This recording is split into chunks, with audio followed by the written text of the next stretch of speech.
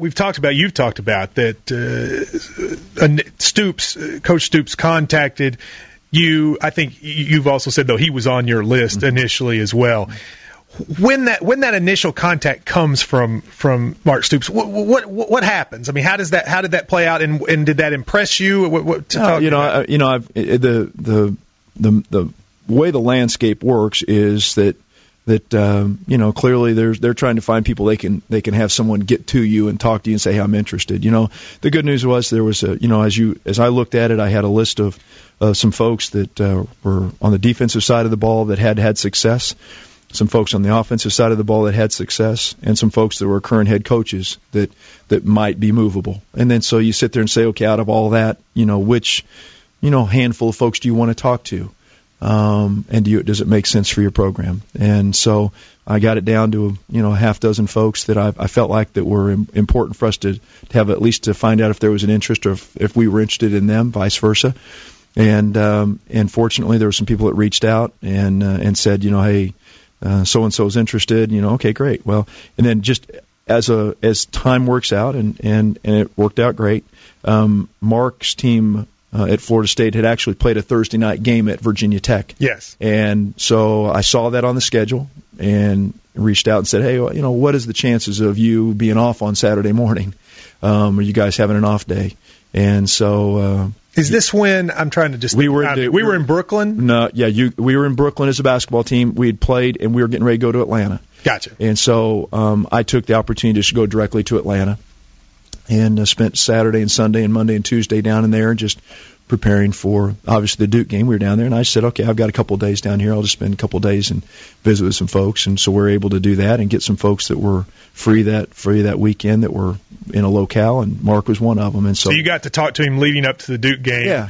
Tell me what a lot have been talked about. He came, had a plan, et cetera. Talk to me about that interview. What was it about Mark Stoops that impressed you? And I don't think I want to give him credit for having a plan. All these guys have plans. Yeah.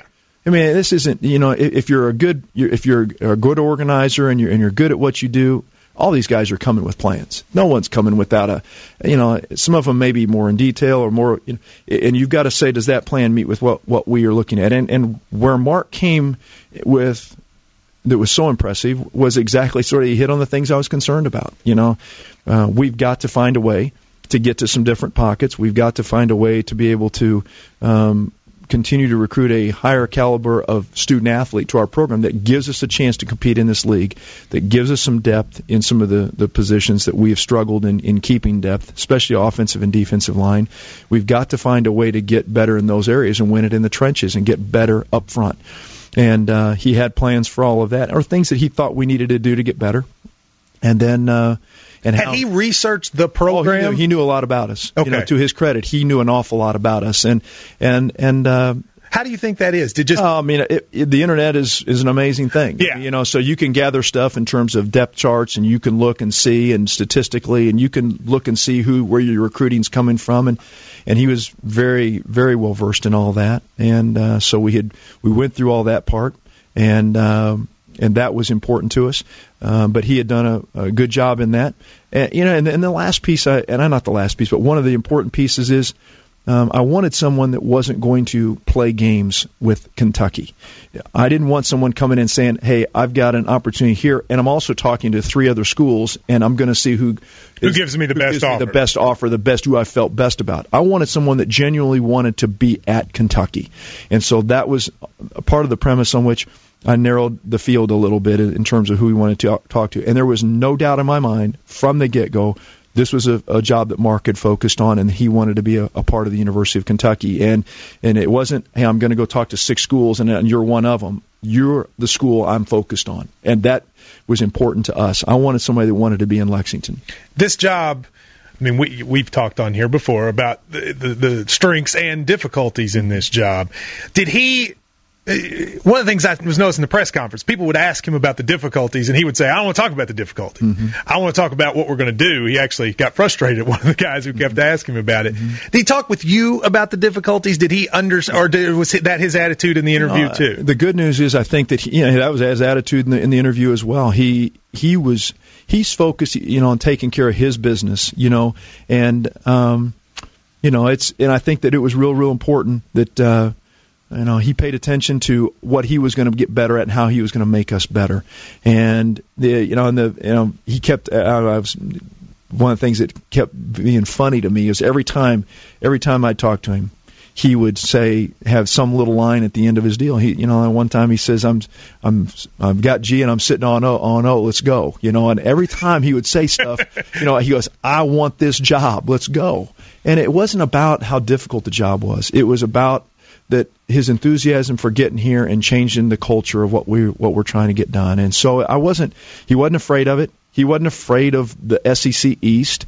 He's seen big-time games. He's played in big-time games. I mean, he's been at Miami when they played Florida. He's been at Miami when they played Florida State. He's been at Florida State when they've played Florida. He's got that. He's been in those games, and that impressed me. I think he told me in rivalry games going into this year, he was 11-0. They obviously lost to Florida this year. It's the first time he's lost in that game in his career.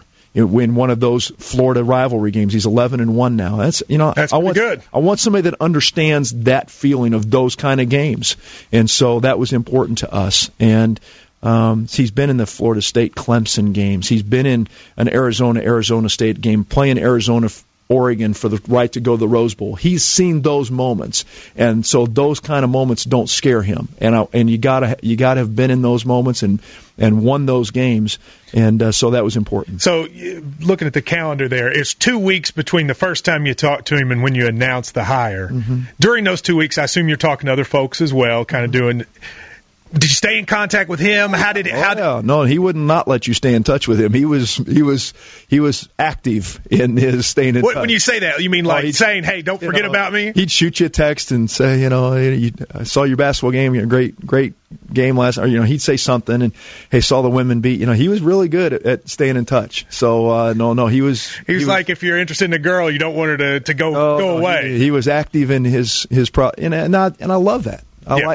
There's a fine line between being over the top in that stuff and doing it with a sense of purpose. And his was with a sense of purpose. And you could see in the how he was trying to recruit Kentucky. Mm-hmm. And how he would go and maybe recruit a 17-year-old young guy that you're trying to get to come to be a part of your program. And it was impressive. Just got about a minute before the break. When did you decide I want him? Like, when was the final? It got announced, I think, on a Tuesday. When did you make the decision? And you guys know me. I'm a prayer. Everything I do, I do first thing through my faith, and I go through that. And I went through a process probably on that Friday, Saturday, Sunday, and kept thinking about it, spending time in it, and then made the call. All right, we're going to take a break. If you missed the first hour, we had a good conversation, 30 minutes there with Mitch Barnhart, who's joining us again for here part of the second hour, and we'll get right to it. We talked about what led you to the hire and Mark Stoops coming on board. I want to ask about a couple other things that happened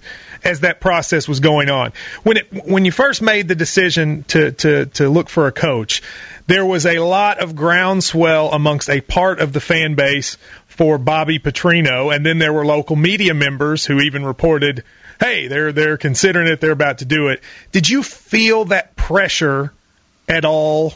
Did you insulate yourself from it? And was Bobby Petrino any part of this whole thing? Well, two pieces. One, Coach Petrino is a good football coach. There isn't any question about that. His record speaks for himself and for itself, and he's a heck of a football coach, and he'll do well as a football coach, and I certainly wish him well. And that does not speak to anything about him as a coach. I felt like where our program was at this time, there were certain things we were looking for and certain things we wanted, and so that was not a path I was going to go down in terms of an athletic director and where I felt like our program needed to be.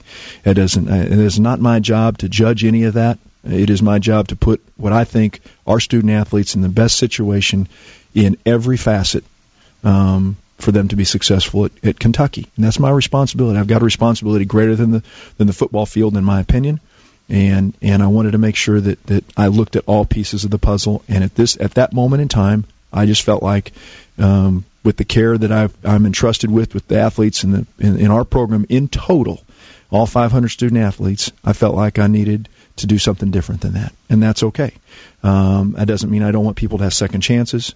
I just didn't feel like that second chance was at our program at that time. And so that was never something that was in the conversation, and contrary to all the reports that were out there. And did I insulate myself from that? People can say what they want. I don't, don't take offense to this, Matt. I don't listen to your show. And that's okay. You're not the only one. And Ryan, I don't listen to you. And I don't listen to anything. And I don't listen to that stuff. I listen to what I think is I listen to my staff. And clearly, I pay attention to what's going on around me. I'm not saying I don't care. I do care. But I listen to what I think is on my heart and what guides me in my principles. And so I know there was pressure. Certainly, there was a lot of folks that were asking, and they sent a lot of emails about that, and I appreciate that. But I had a responsibility that I felt like was greater than just one deal. But did you worry about? It ended up playing out because, in part, I think the resume and the name, that people quickly got over that. Did you worry, though, if you went to a person that maybe wasn't known, didn't have that Stoops last name, that could overshadow the hire at all? Did you think about that at all as something? I can't worry about that. I know people, that's easy to say and harder to do. I think you guys know I've been here 11 years now, or closing in on 11 years, and I'm not going to say that what people say about you or what you do or the job you do you don't feel it from time to time. I think you guys know me well enough to know that that's not who I am. I don't worry. I don't let that be my identity. My identity is wrapped up clearly in my relationship with Christ, and I know people know that's a very non-taboo thing to say or whatever. I don't know how you frame that, but that's first and foremost for me. Secondly, I don't worry about it. I take care of my family, and I don't worry about my identity in the job. The job takes care of itself. If I do what I'm supposed to do, and I go in and I work hard and I keep my principles and the guiding core things that we want to be about, and we're consistent in that, those will win out over time. They always have, and they always will. What you cannot do is you cannot ride waves of emotion in this deal. If you do, you will get your fanny beat in, no matter whether it's on the field or off. You've got to remain consistent in what you do. If you don't, and you are going to fly in the wind at whatever happens to be coming at you, you will lose. You mentioned it was a defense-first philosophy. And then, in some ways, it was a perfect world for Kentucky fans, because then the offensive coordinator gets brought in, and it's from the era of excitement and offense. Let me ask you about the Neal Brown hire. Is that a conversation? Is that a name that came up, you suggesting to Stoops suggesting to you? Or was he part of the process at all before the hire? How did that work? The only part of that process that was before, we talked offensive schemes. Yeah. We said, what do you do offensively? And Mark would say, you got to get something that gets it to the edge. You got to get to the edge of the defense. You cannot run between the tackles and expect to win at Kentucky at this moment in time. Maybe down the road you can get that spot where you're power football up the middle. But generally speaking, we're going to have to get edge players that get people to compete in the SEC. To compete in the SEC, to get people in space that create gaps in the defense. That whether it's offensively through the passing game or whether it's your run game is a little bit different and you run it off the edges. And so that was a part of that conversation. I didn't say to him, "This is who you got to." He had the names. It's a small fraternity. Yeah. It's not like this. There's Matt, and so when you look at the offense that Hal Mumme created, and his brothers had used that in their system, and they had used that. He'd been with Sonny Dykes at Arizona, so he knew Sonny's offense, and he knew all about Hal and Tony and Mike Leach and Neal. And the disciples of those programs are ever. To Hal's credit, Hal's put a lot of people out there in college football that are running his stuff, and it's pretty successful. The Dana Holgerson at West Virginia, it's out there. So finding a disciple of that can run it is not difficult. There's a pretty good list. The question is, who moves to Kentucky and who comes with you to get that done? And so Mark's got that list of people, and he says, you know what, hey, do you know him? Yeah, that makes some sense. Oh, yeah, it makes sense to us, too. Yeah. If you can make that work, terrific. Great. Neal comes.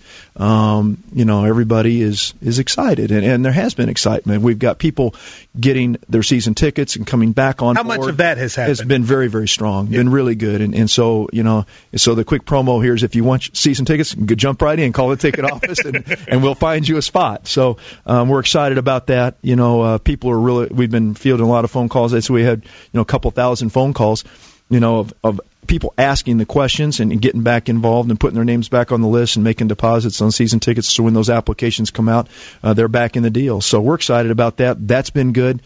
I think there's been a ripple of effect in that enthusiasm in the recruiting world, and that's been really good. So